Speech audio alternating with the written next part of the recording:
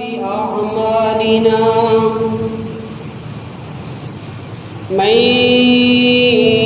يهده الله فلا مضل له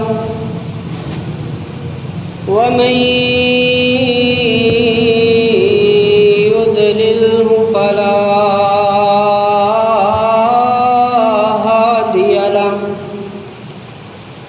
أشهد أن لا إله إلا الله وحده لا شريك له وأشهد أن محمدًا عبده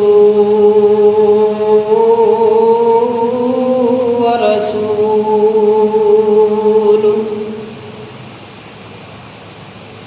أما بعد فإن خير الحديث كتاب الله فإن خير الهدي هدي محمد صلى الله عليه وسلم وشر الأمور محدثاتها وكل محدثة بدعة وكل بدعة ضلالة وكل ضلالة في النار.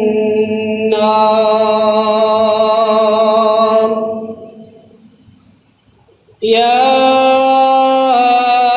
أيها الناس اتقوا ربكم الذي خلقكم من نفس واحدة وخلق منها زوجها وبث منهما رجالا كثيرا ونساء واتقوا الله الذي تساءلون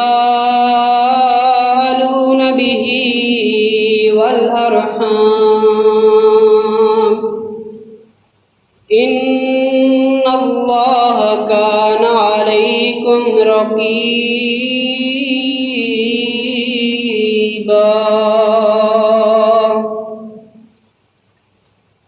يا أيها الذين آمنوا اتقوا الله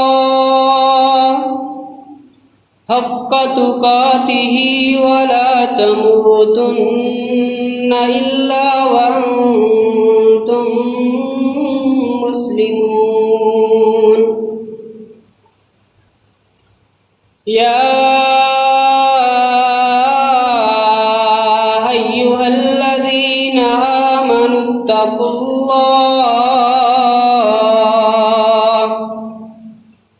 وقولوا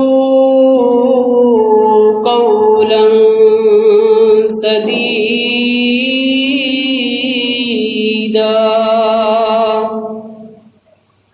يصلح لكم أعمالكم ويغفر لكم ذنوبكم ومن يطع الله ورسوله فقد فاز فوزا عظيما.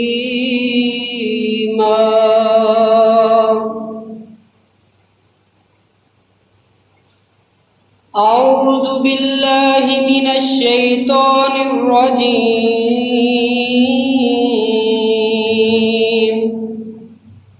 رب أعوذ بك من همزات الشياطين وأعوذ بك رب أن يحضرون.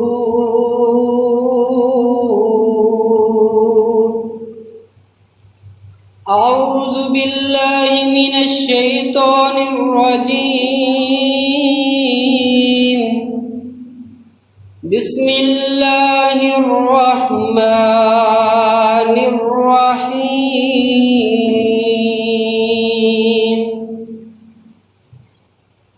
لو أنزلنا هذا القرآن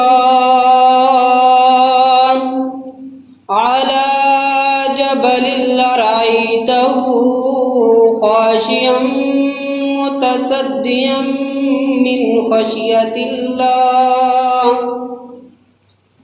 وتلك الأمثال نضربها للناس لعلهم يتفكرون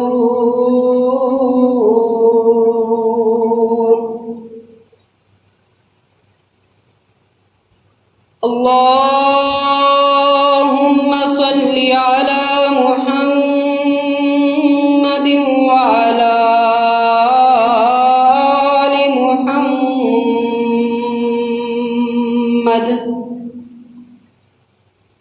كما صليت على إبراهيم وعلى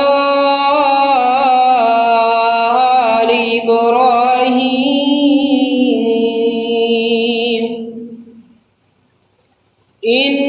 إنك حميد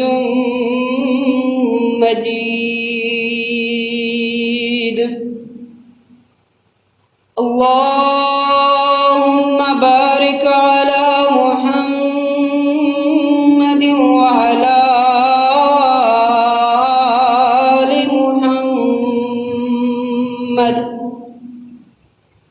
كما باركت على إبراهيم وعلى آل إبراهيم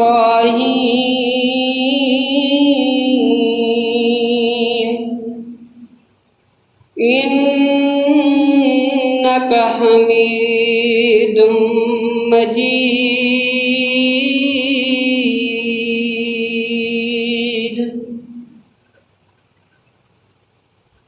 یہ مقصد ہے کہ دنیا سے جہالت دور ہو جائے. یہ مقصد ہے کہ دنیا سے جہالت دور ہو جائے.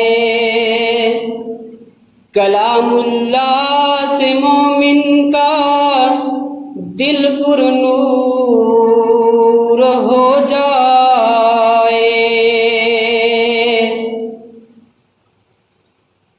یا الہی جب تک میرے جسم میں جان رہے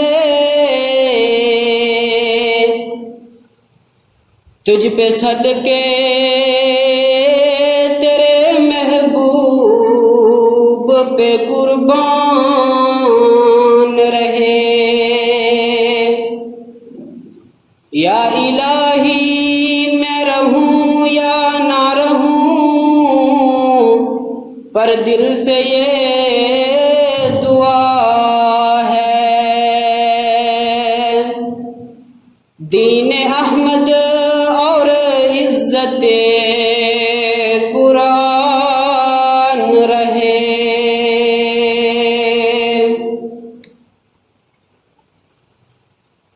ہر قسم کی حمد و ثنا اللہ مالک العالم کے لیے جو مشکل کشا ہے، جو حاجت روا ہے، جو تمام جہانوں کو پالنے والا ہے. بے شمار ان گنت لاتعداد درود و سلام آمنہ کے لال پیکر حسن و جمال میرے اور آپ کے پیر و مرشد جناب محمد صلی اللہ علیہ وآلہ وسلم کی ذات اقدس پر. میرے بھائیوں، بزرگوں اور عزیز ساتھیوں، اللہ رب العزت کا بہت بڑا احسان ہے جس اللہ نے ہمیں انسان بنایا، مسلمان بنایا، اور اس سے بھی بڑا رب کائنات کا احسان یہ ہے کہ اس نے ہمیں پیارے پیغمبر علیہ الصلوۃ والسلام کی امت میں پیدا کیا۔ اگر ہم اللہ کے احسانات کو گننا چاہیں، اللہ کے احسانات کو شمار کرنا چاہیں تو ہم نہیں کر سکتے، کیونکہ اللہ رب العزت قرآن مجید کے اندر فرماتے ہیں وَإِن تَعُدُّوا نِعْمَتَ اللَّهِ لَا تُحْصُوهَا، کہ تم میری نعمتوں کو، میرے احسانات کو گننا بیٹھ جاؤ تو تم گن نہیں سکتے۔ اتنے بڑے بڑے احسان ہیں اللہ رب العزت کے ہمارے اوپر۔ ایک اور بہت بڑا احسان ہے اللہ کا کہ اس نے اپنی تمام آسمانی کتابوں اور صحیفوں میں سے ہمیں ایک بہت ہی قیمتی اور عظیم کتاب نازل فرمائی ہے جو قرآن مجید ہے۔ اس سے بڑھ کر کوئی کتاب عظیم نہیں ہے، اس سے بڑھ کر طاقت والی کتاب کوئی نہیں ہے، اور اس سے بڑھ کر رب العزت کا احسان کوئی نہیں ہے۔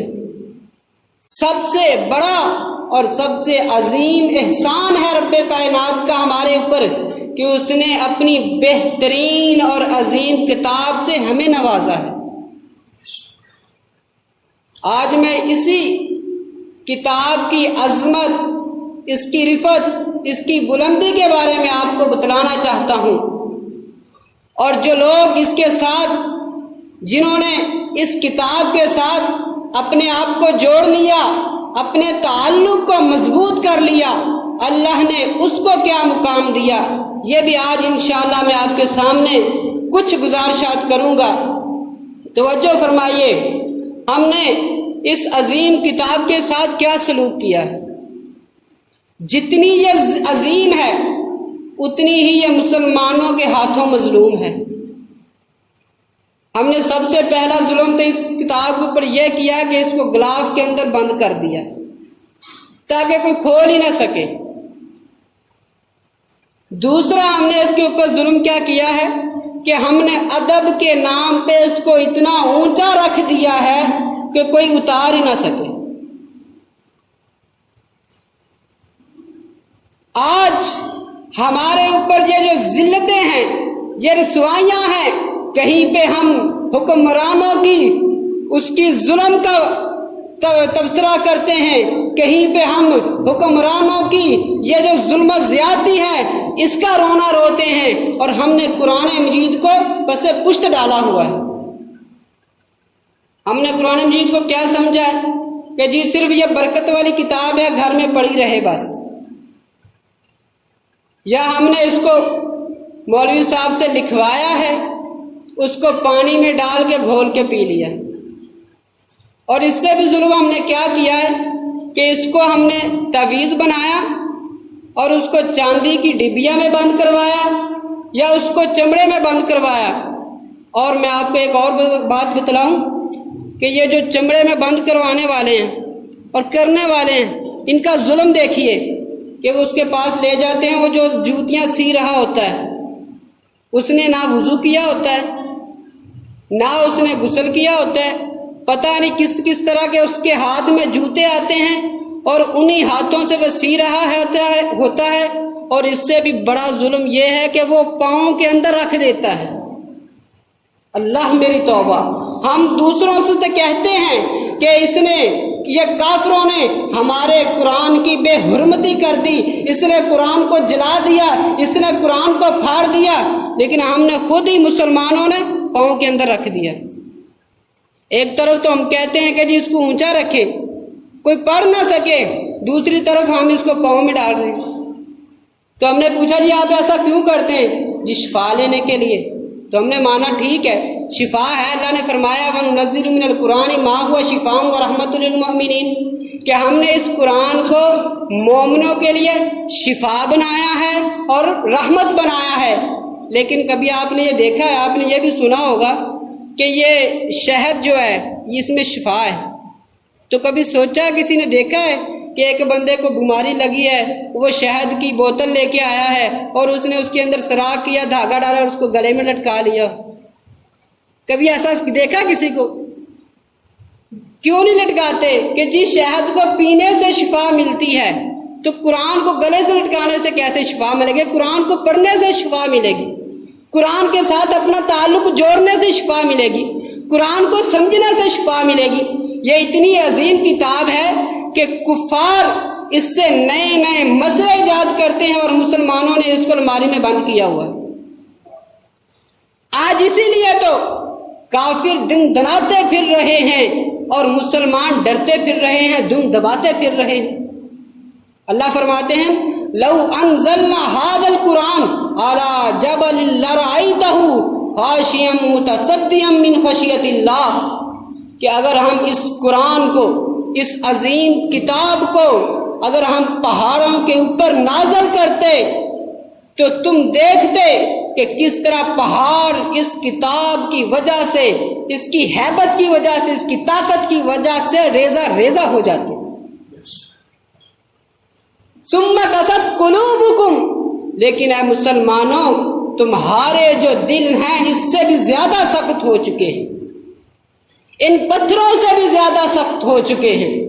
یہ تو پتھر ایسے ہیں یتفجر منہ الانہار، اللہ فرماتے ہیں ان پتھروں میں سے اللہ کی خشیت، اللہ کے ڈر کی وجہ سے پانی بہہ نکلتا ہے، نہریں بہہ پڑتی ہیں۔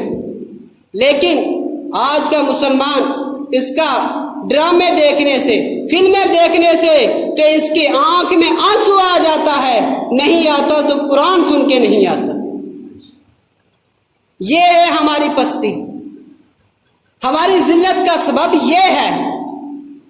ایک اور مقام پہ رب کائنات فرماتے ہیں وَلَوْ أَنَّا قُرْآنًا سُيِّرَتِ الْجِبَالِ، اگر ہم نے قرآن و پہاڑوں کو چلانا ہوتا تو اس قرآن کے ذریعے چلاتے، پہاڑوں کو ریزہ ریزہ کرنا ہوتا تو اس قرآن کے ذریعے کرتے۔ او قطعت بہ الارض، اگر ہم نے زمین کے سینہ کو پھاڑنا ہوتا، زمین کو پھاڑنا ہوتا تو ہم اس قرآن کے ذریعے یہ کام کرتے۔ او کلم بہ الموتى، اگر ہم اس قرآن کے ذریعے مردوں کو بلوانا چاہتے تو وہ بھی بول پڑتے۔ اتنی عظیم کتاب ہے یہ، اتنی اعلیٰ اور اتنی عظمت والی کتاب ہے کہ اس کے ذریعے اگر کوئی بھی کام کرنا چاہتے تو رب کائنات ضرور کرتے، لیکن اس کو رب کائنات نے لوگوں کی ہدایت کے لیے بھیجا ہے، لوگوں کی رہنمائی کے لیے اتارا ہے۔ ہم لوگوں سے کہتے ہیں جی آپ قرآن مجید پڑھیے، اس کو سمجھیے، کیونکہ رب کائنات کے پیغمبر نے فرمایا ہے خیرکم من تعلم القرآن وعلمہ، تم میں سے بہترین لوگ وہ ہیں جو قرآن سیکھتے ہیں اور دوسروں کو سکھاتے ہیں۔ آپ سب کو اللہ رب العزت نے بہترین بنانے کے لیے، سب سے عمدہ اور اعلیٰ بنانے کے لیے یہ قرآن نازل کیا ہے اور فرمایا کہ اس کو پڑھو، یہ اپنے پڑھنے والے کی قیامت والے دن سفارش کرے گا، اس کو زیادہ سے زیادہ پڑھا کرو۔ اور مسلمان کہتے ہیں جی ہم کیسے پڑھیں؟ قرآن عربی میں ہے، ہم پنجابی ہیں، قرآن عربی میں ہم اردو جاننے والے ہیں، قرآن عربی میں ہے ہم سندھی جاننے والے ہیں، قرآن عربی میں ہم انگلش جاننے والے ہیں، ہم قرآن کو کیسے پڑھیں؟ ہمیں تو اس کی سمجھ نہیں آتی، ہم اس کو کیسے سمجھیں؟ میں آپ کو ایک مثال دیتا ہوں، آپ کا بیٹا ہے تو آپ اس کو سعودیہ بھیج دیتے ہیں، سعودی عرب میں وہ جاتا ہے، وہاں کام کرتا ہے، آپ کو وہاں جا کے وہ فون بھی کرتا ہے، وہاں جا کے آپ کو میسج بھی کرتا ہے، وہاں جا کے وہ آپ کو خط لکھتا ہے، چٹھی لکھتا ہے، یہ سلسلہ ایسے ہی چلتا رہتا ہے۔ لیکن کچھ وقت گزرتا ہے، آپ کے بیٹے کا خط آنا بند ہو جاتا ہے، آپ کے بیٹے کا فون آنا بند ہو جاتا ہے، آپ پریشان ہیں۔ 1 ماہ 2 ماہ 6 ماہ 1 سال کا عرصہ گزر گیا، آپ کے بیٹے کی کوئی خیر خبر ہی نہیں ہے، تو آپ کیا کرتے ہیں؟ آپ پریشان ہیں گھر کے اندر، آپ ڈاکیے سے پوچھتے ہیں کہ بھائی میرے بیٹے کی کوئی خیر خبر؟ وہ کہتا ہے حاجی صاحب آپ آرام سے بیٹھ جائیے، میرا تو کام ہی یہی ہے، جب بھی آپ کے بیٹے کی کوئی چٹھی آئے گی، خط آئے گا، میں آپ کو پہنچا دوں گا۔ آپ کا رات کو نیند نہیں آتی، آپ کو دن کو چین نہیں، کھانے میں دل نہیں لگتا، کیونکہ بیٹے کی کوئی خیر خبر ہی نہیں ہے۔ پھر آپ ایک دن گھر میں بیٹھے ہیں، کھانے کا ٹائم ہے، آپ کی بیگم نے کھانا بنایا ہے، آپ کے آگے رکھ دیا، ابھی آپ کھانے ہی والے تھے، ابھی لقمہ توڑا ہی تھا، تو بیل بجی اور ڈاکیے کی آواز آئی، حاجی صاحب آپ کے بیٹے کا خط آ گیا۔ کیا آپ اس کو کیا جواب دیں گے کہ بھئی میں کھانا کھا لوں پھر پکڑوں گا؟ آپ کو تو نوالا اچھا ہی نہیں لگے گا، آپ تو وہیں پہ چھوڑ کے بھاگیں گے اور وہاں سے آپ چٹھی وصول کریں گے۔ اور جب آپ چٹھی وصول کرتے ہیں اور ڈاکیے کا شکریہ ادا کرتے ہیں تو کیا دیکھتے ہیں، وہ چٹھی عربی میں ہے، اس نے خود لکھی، کسی سے لکھوائی، اللہ جانے کیسے ہوا یہ معاملہ۔ تو آپ یہ نہیں کرتے کہ اس کو پھاڑ دیتے ہیں اور کہتے ہیں کہ اس کو چولہے پہ جلا دو، بدبخت بیٹا 1 سال بعد چٹھی لکھتا ہے اور وہ بھی عربی میں، جس کو اس کی ماں بھی نہیں جانتی، اس کا باپ بھی نہیں جانتا۔ کیا آپ اس کو ایسا کریں گے؟ کبھی بھی نہیں۔ آپ اس کو لے کے بھاگیں گے، کسی عربی جاننے والے کے پاس جائیں گے، کسی عالم کے پاس جائیں گے، کسی پروفیسر کے پاس جائیں گے، کسی امام مسجد کے پاس جائیں گے کہ میرے بیٹے نے جو چٹھی بھیجی ہمیں پڑھ کر سنائیے، ہمارے بیٹے نے سال بھر چٹھی کیوں نہیں لکھی، خط کیوں نہیں لکھا، ہمیں اس کی خیر خبر کیوں نہیں ملی، وہ کس اذیت میں تھا، ہمیں پڑھ کے سنائیے ذرا۔ آپ کو پیسے دے کر بھی پڑھانی پڑے تو آپ پڑھوائیں گے، لیکن یہ قرآن ہے، اللہ نے 1400 سال پہلے ہمیں دیا ہے، ہمارے اوپر نازل کیا ہے، ہم نے اتنا بھی نہیں کہا کہ ہم جا کے کسی عالم کے پاس چلے جائیں اس کو سمجھیں۔ بیٹے کی چٹھی تو ہم ایک ایک سے پڑھوانا چاہتے ہیں، لیکن قرآن کو سمجھنے کے لیے ہمارے پاس اتنا بھی ٹائم نہیں، قرآن کے لیے ہمارے پاس کوئی وقت نہیں ہے، قرآن کے لیے ہمارے پاس کوئی پیسہ نہیں ہے۔ 4-5 ماہ سے اسکول بند پڑے ہیں اور ہم بچوں کی فیسیں بڑی خوشی سے ادا کر رہے ہیں، اور اس مسجد کے اندر جتنی بھی محلوں کے اندر مسجدیں ہیں، امام صاحب، خطیب صاحب، حافظ صاحب وہ فری میں قرآن کی تعلیم دینے کے لیے تیار بیٹھے ہیں، لیکن ہم لینا ہی نہیں چاہتے، کیونکہ ہمارا تعلق قرآن کے ساتھ اتنا بھی نہیں ہے کہ جتنا ایک بیٹے کا اپنے باپ کے ساتھ ہوتا ہے، ہمارا اتنا بھی نہیں ہے تعلق۔ ایک ماں کا اپنے بیٹے کا ساتھ جتنا تعلق ہوتا ہے اتنا بھی ہمارا قرآن کے ساتھ تعلق نہیں۔ پھر ہم نے کیا کرنا ہے؟ ہم قرآن مجید کو پتہ کب اٹھاتے ہیں؟ جب کوئی لڑائی جھگڑا ہو جائے، کہیں پہ چوری ہو جائے تو کہتے ہیں جی قرآن اٹھاؤ، پھر ہم قرآن مجید کو پکڑتے ہیں، اس سے مٹی جھاڑتے ہیں اور جی کہتے ہیں اس کو یا سر پہ رکھتے ہیں یا اس کے اوپر ہاتھ رکھتے ہیں، ہاتھ میں پکڑتے ہیں اور ہم قسم دینے کے لیے قرآن اٹھاتے ہیں۔ ہمارا مقصد یہ رہ گیا ہے، یا ہم نے نیا مکان بنایا، کوئی دکان بنائی ہے، جی مدرسے سے بچوں کو لے آئے، ہماری پڑھائی کر دی، ٹھیک ہے برکت ہے قرآن میں، لیکن صرف یہی مقصد رہ گیا قرآن کا؟ یہی مقصد ہے قرآن کا؟ میں کہتا ہوں، ہاتھ جوڑ کے کہتا ہوں، اللہ کے لیے اپنے آپ کو اور اپنے اولاد کو اس دین کی طرف لے آئیے، اس قرآن کی طرف لے آئیے، اس قرآن کی طرف لے آئیے۔ یہ قرآن بہت عظیم ہے، اور جو اس کے ساتھ اپنا تعلق مضبوط کر لیتا ہے رب اس کو بھی عظیم کر دیتا ہے۔ کیسے؟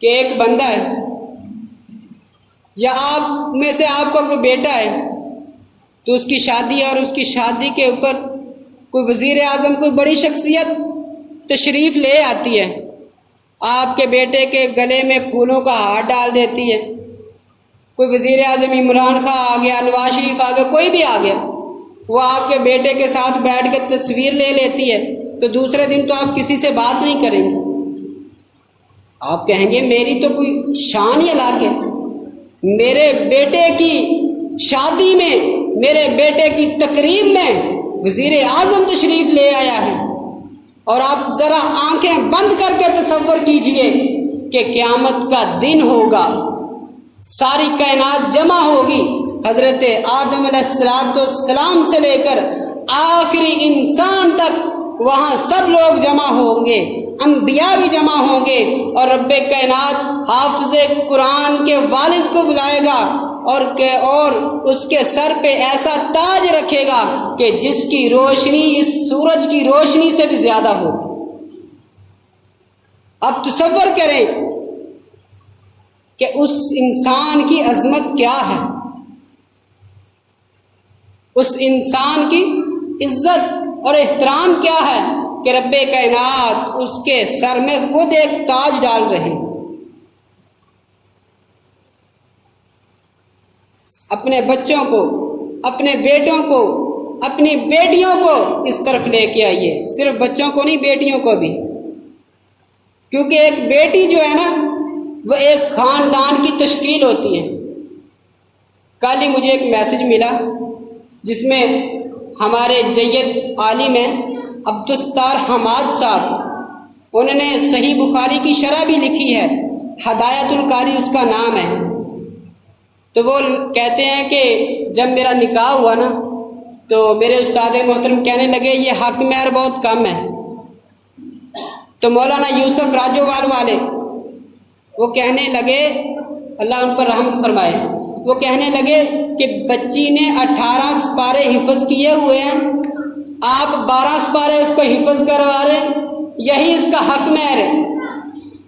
اور کہتے ہیں کہ میں نے 12 سپارے حفظ کروا دیے اور آج میرے 10 بچے ہیں اور 10 کے 10 حافظ قرآن ہیں، اور ان کی تربیت کرنے والی ان کی ماں ہے، ان کو قرآن یاد کروانے والی ان کی ماں ہے۔ اگر آپ ایک بچی کو اس دین کی طرف لے آئیں گے انشاءاللہ اس سے آگے پھر ایک خاندان سنور جائے گا۔ ایک بچی، ایک بیٹی آپ کی ایک خاندان کی تشکیل ہوتی ہے۔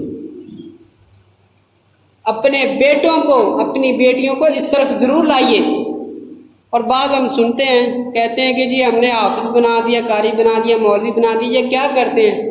مسجد میں اذان دیتے ہیں، نماز پڑھاتے ہیں، جمعہ پڑھاتے ہیں، اور کیا کرنا ہے؟ یہ کھائیں گے کہاں؟ یہ تو بھوکے مر جائیں گے۔ ہمارے ایک بزرگ گزرے ہیں، عبداللہ گرداسپوری ان کا نام ہے، اللہ تعالیٰ ان پر رحمت فرمائے۔ وہ کہا کرتے تھے کہ کبھی آپ ٹی وی بھی سنتے ہیں، نیوز بھی سنتے ہیں، طرح طرح کی اخباریں پڑھتے ہیں، کبھی آپ نے سنا کہ فلاں جگہ پہ مولوی بھوک کی وجہ سے مر گیا؟ کہتے ہیں کہ یہ تو ضرور سنا ہوگا کہ فلاں جگہ پہ ایک مولوی زیادہ کھانے کی وجہ سے مر گیا، کبھی یہ نہیں سنا ہوگا کہ مولوی بھوک کی وجہ سے مر گیا۔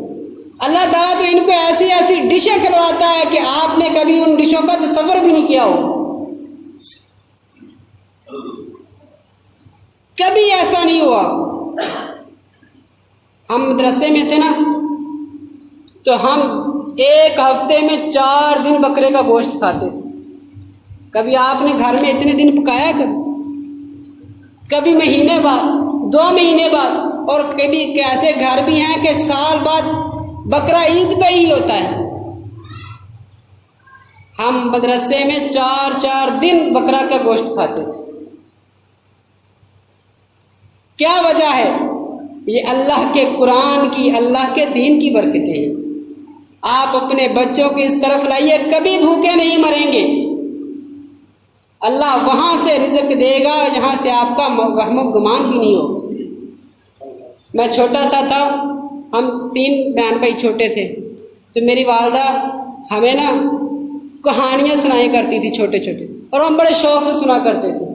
ہم کہتے ہیں یہ کہانیاں ہی ہیں، لیکن جب میں مدرسے میں گیا تو جب قرآن مجید کا ترجمہ پڑھا تو جو واقعات رب کائنات نے قرآن مجید کے اندر ذکر کیے ہیں وہ ہمیں سنایا کرتی تھی۔ مطلب ہے کہ چھوٹے بچوں کو ہم اگر قرآن مجید کے واقعات سنائیں گے تو ان کا دل قرآن کی طرف مائل ہوگا، وہ خود کہیں گے ہم نے مسجد میں جانا ہے، ہم نے مرکز میں جانا ہے، ہم نے مدرسے میں جانا ہے۔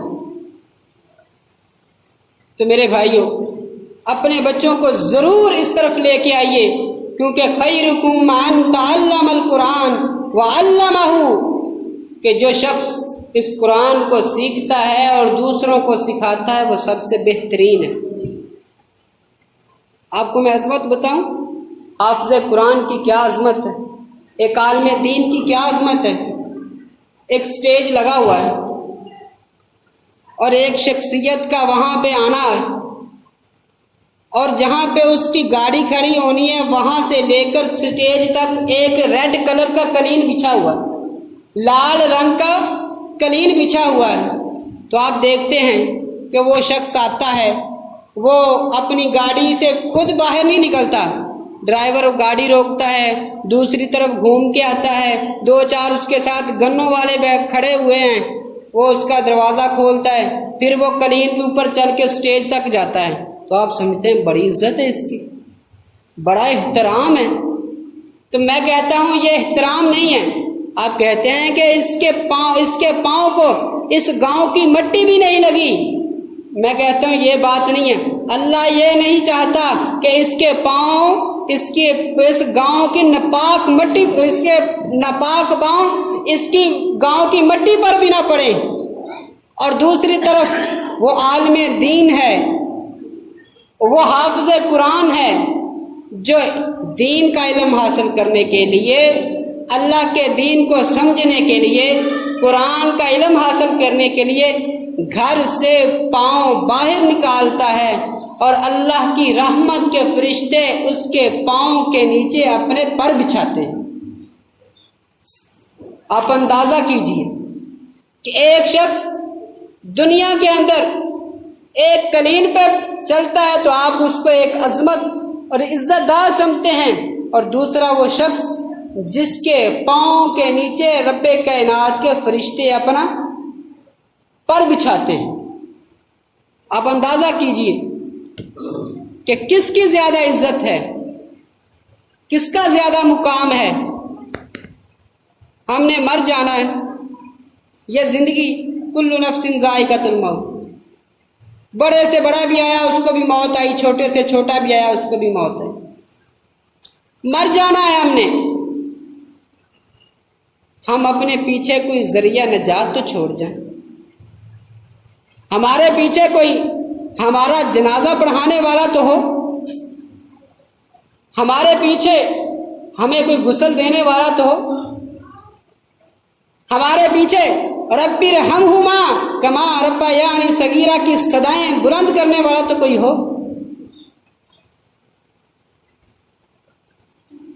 آپ کا بیٹا، آپ نے اپنے بیٹے کو پڑھایا ہے، اس کو آپ نے ڈاکٹر بنایا ہے،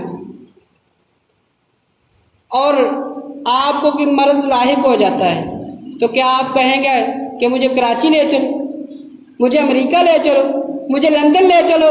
آپ کبھی ایسا نہیں کہیں گے، آپ کہیں گے مجھے میرے بیٹے کے پاس لے چلو، کیونکہ آپ جانتے ہیں کہ جو خیال آپ کا بیٹا آپ کا رکھ سکتا ہے وہ دوسرا ڈاکٹر نہیں رکھ سکتا۔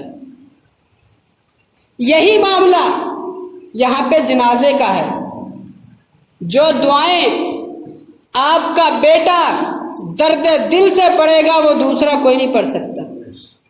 اگر آپ اپنے بیٹے کو حافظ قرآن بنائیں گے، عالم دین بنائیں گے، تو جس طرح آپ کا بیٹا گر گرا کے آہوزاری کے ساتھ رو رو کر دعائیں پڑھے گا وہ دوسرا نہیں پڑھے گا، وہ تو آپ کو بخشوا کر چھوڑے گا۔ اور اللہ کے رسول صلی اللہ علیہ وسلم نے فرمایا کہ جب انسان مر جاتا ہے نا تو 3 عمل باقی رہتے ہیں جو اس کو نیکیاں پہنچاتے رہتے ہیں، باقی سارے کے سارے عمل اس کے منقطع ہو جاتے ہیں، ختم ہو جاتے ہیں۔ اس کی نیکیوں میں، اس کے نیکیوں والے اکاؤنٹ میں نیکیاں صرف 3 وجہ سے جا سکتی ہیں۔ ایک کہ اس نے کوئی نیکی کا کام کیا ہو، کوئی مسجد بنوا دی ہو، اس نے کوئی مدرسہ بنایا ہو، یا راستے میں کہیں نلکا لگوا دی ہو، جب تک وہ جاری رہتا ہے اس انسان کے اکاؤنٹ میں نیکیاں بھری جاتی ہیں، نیکیاں لکھی جاتی ہیں۔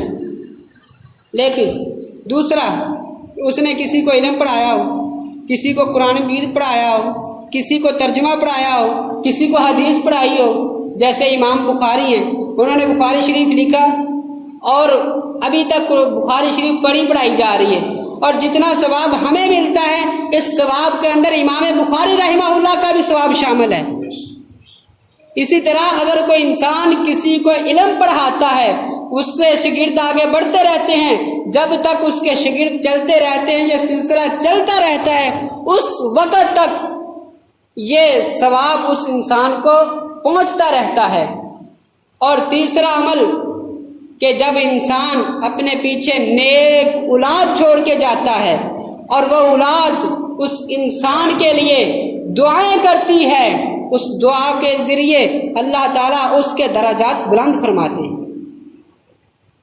سورہ فاتحہ کی تفسیر میں ایک واقعہ نقل کیا جاتا ہے کہ ایک شخص فوت ہوتے اور اس کی وفات کے بعد اس کی قبر کو جہنم کے گڑھوں میں سے ایک گڑھا بنا دیا جاتا ہے۔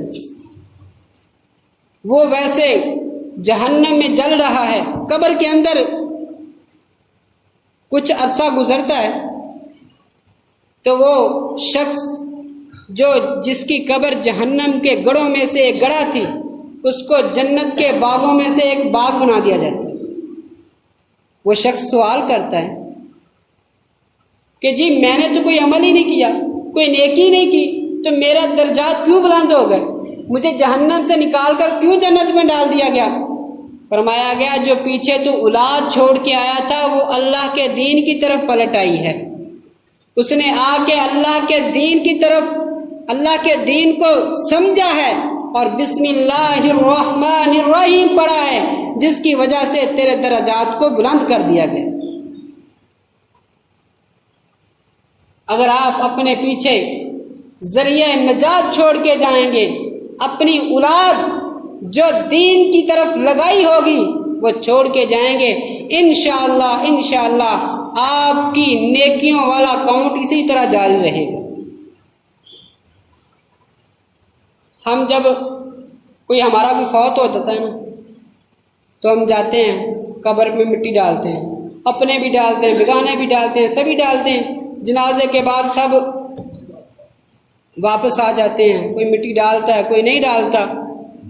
تو بعض اوقات لوگ اس کو اوپر سے بڑی مزین کرتے ہیں، ٹائل لگاتے ہیں، اس طرح کی آپ نے دیکھا ہوگا کہیں کتبے لگے ہوئے ہیں۔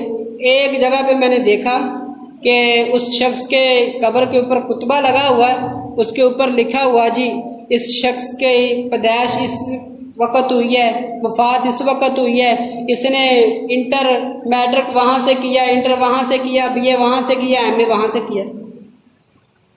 فرشتے کیا جانے تجھے کہ تو نے ایم اے کیا یا بی اے کیا یا پی ایچ ڈی کی ہے؟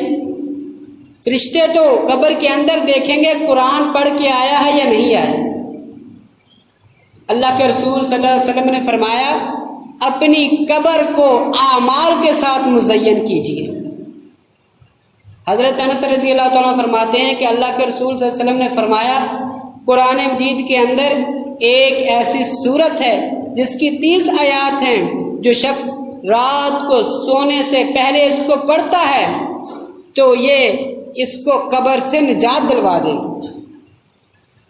دوسری روایت میں کہ یہ اللہ تعالیٰ کے ساتھ جھگڑا کرے گی، کہے گی اللہ یہ شخص مجھے پڑھتا رہا ہے، آج اس کو بخش دے یا مجھے اپنے قرآن سے نکال دے۔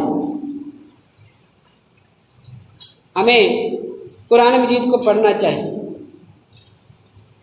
ہم پہلے دیکھتے تھے ہماری دادیاں، ہماری نانیاں، وہ جب بھی ان کو ٹائم ملتا تھا نا وہ قرآن مجید کھول کے بیٹھ جاتی تھی۔ ایک دفعہ میں نے پوچھا اپنی دادی سے، میں نے کہا کہ رمضان کا ٹائم تھا، رمضان کا مہینہ تھا، میں نے کہا کہ آپ نے کتنے قرآن مجید پڑھ لیا؟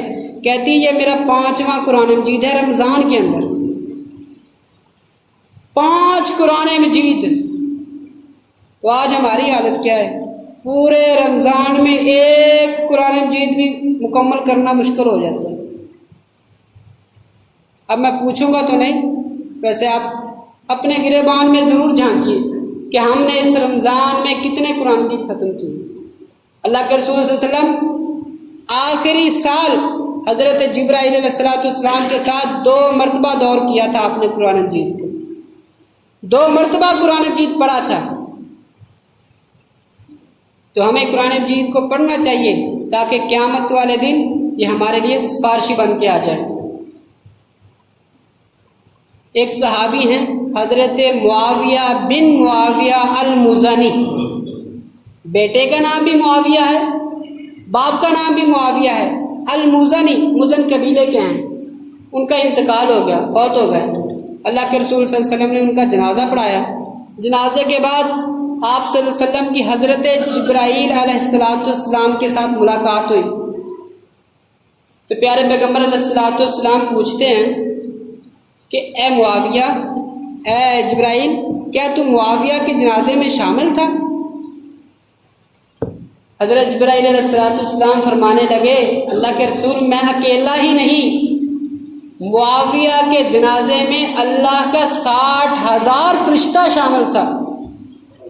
ایک روایت میں 2,000، ایک روایت میں 60,000 کا ذکر ہے کہ 60,000 فرشتہ اس جنازے میں شامل تھا۔ تو پیارے پیغمبر علیہ السلام پوچھنے لگے، جبرائیل اس کا عمل کیا تھا کہ جس وجہ سے اللہ نے یہ مقام عطا فرمایا ہے؟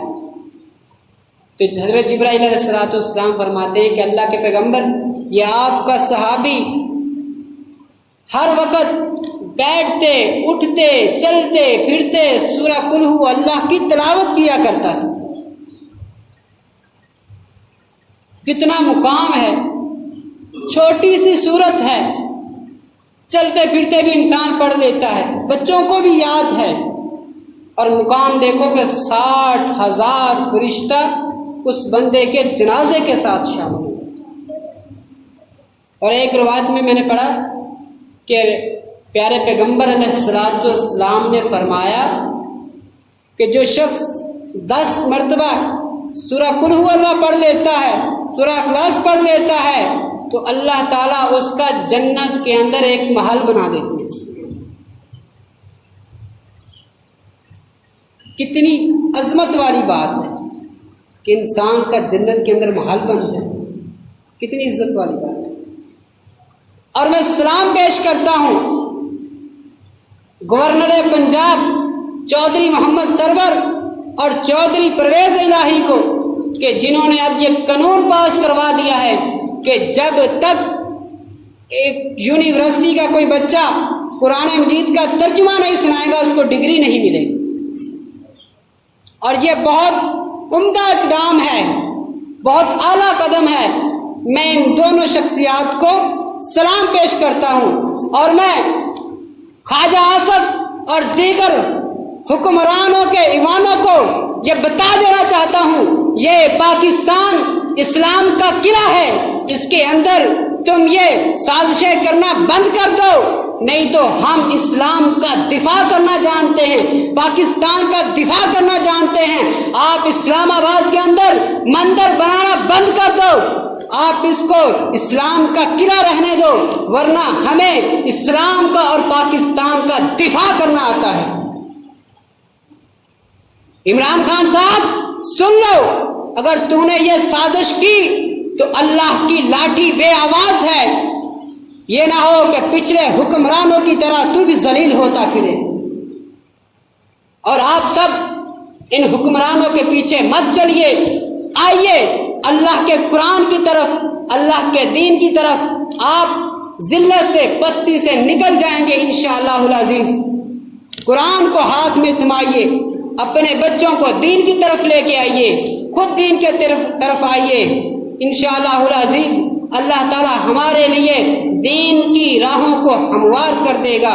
اللہ تعالیٰ سے دعا ہے کہ اللہ تعالیٰ ہمیں سنا کے اس دین پر عمل کرنے کی توفیق عطا فرمائے، آمین۔ وما علینا الا البلاغ المبین۔